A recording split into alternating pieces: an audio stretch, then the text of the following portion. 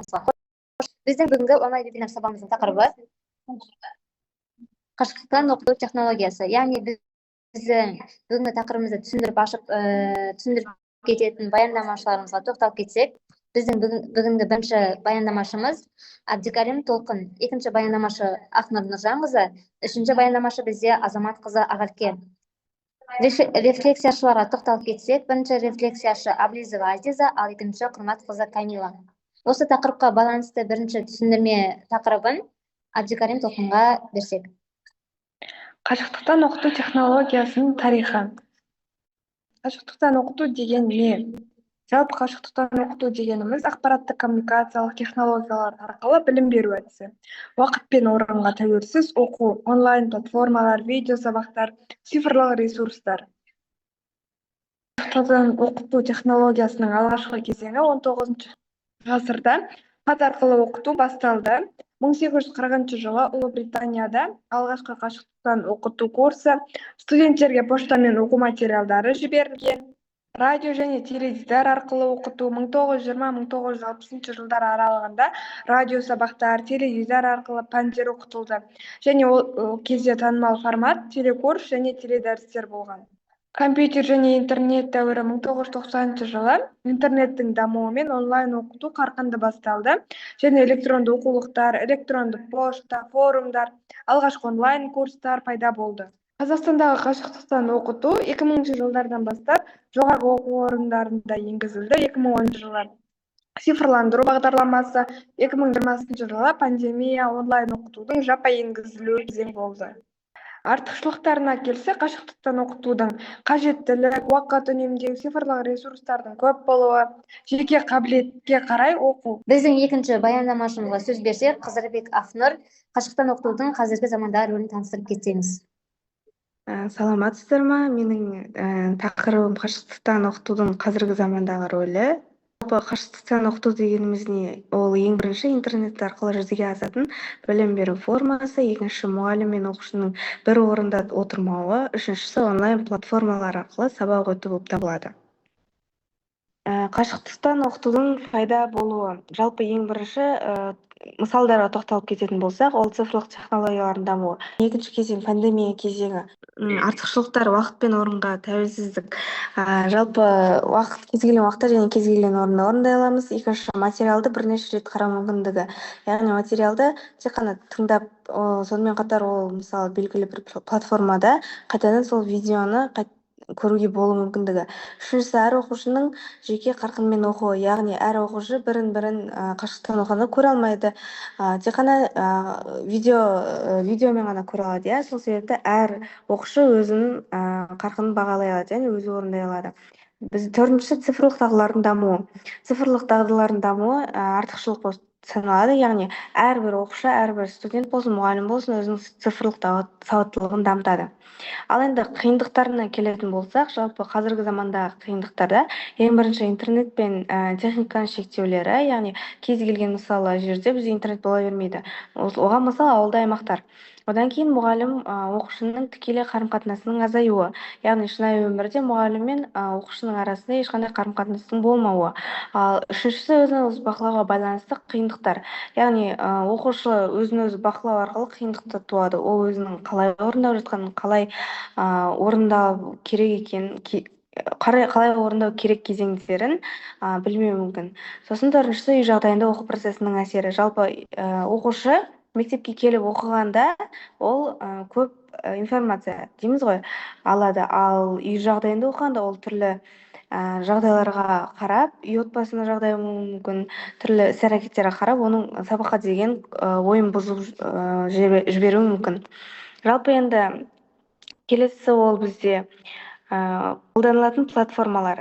Қазіргі заманда бізде ең көп Zoom, Google Classroom, Microsoft Teams, Google Meet деген сияқты платформалар көп қолданылады.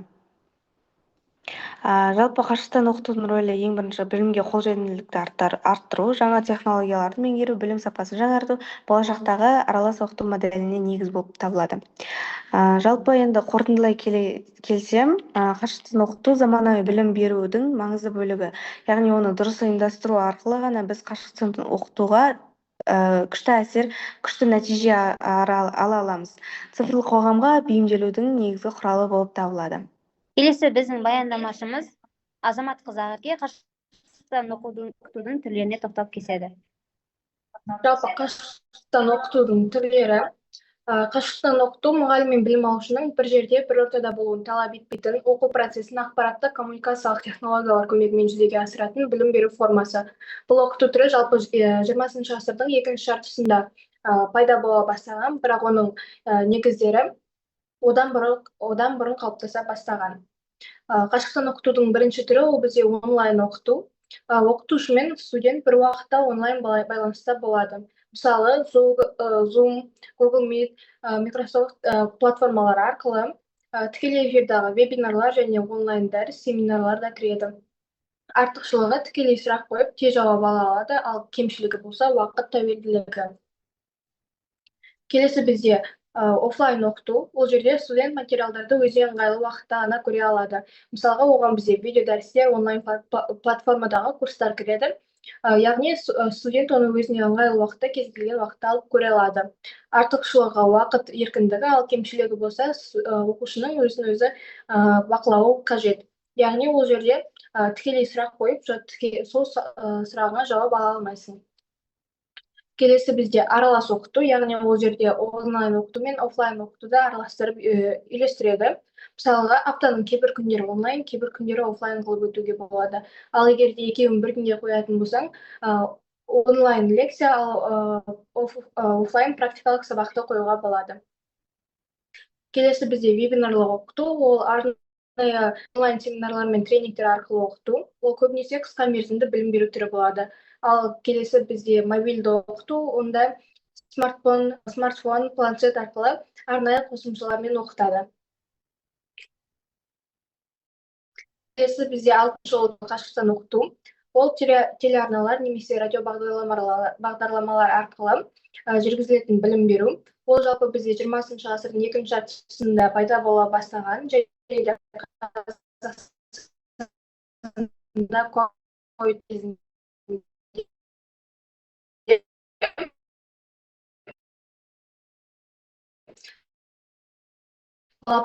мысалы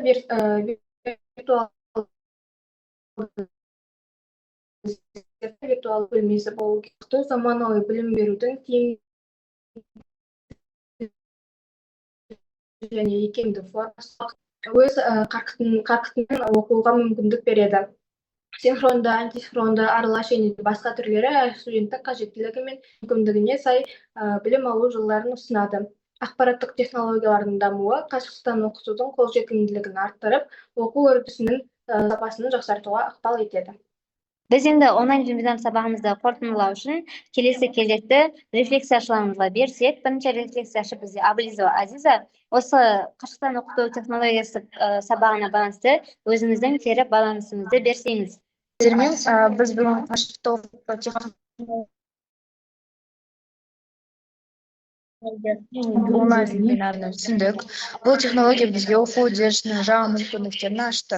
Қашықтан оқу арқылы біз білімді белгілі бір орынға немесе уақытқа байламай ала алатынымызды түсіндік. Оқушылар да, мұғалімдер және студенттер де онлайн платформа және цифрлық құралдарды тиімді қолдануды үйренді. Енді менің ойымша, қашықтан оқытудың ең маңызды пайдасы ол бізде оқу процесінің икемділігі. Әр оқушы өз қарқынымен жұмыс істей алады. Материалдар әрқашан қолжетімді оқу видеолар мен тапсырмаларға қайта оралып, қажет кезде қайталап қарауға болады екенін түсіндік. Оның қиындықтарына келетін болса, енді интернеттің әлсіздігі, техникалық мәселелер, кейде мотивацияның төмендеуі. Бірақ осы қиындықтарды жеңу арқылы біз жауапкершілік өз бетімен жұмыс істеуге және уақыт дұрыс басқаруға үйрендік десек те болады.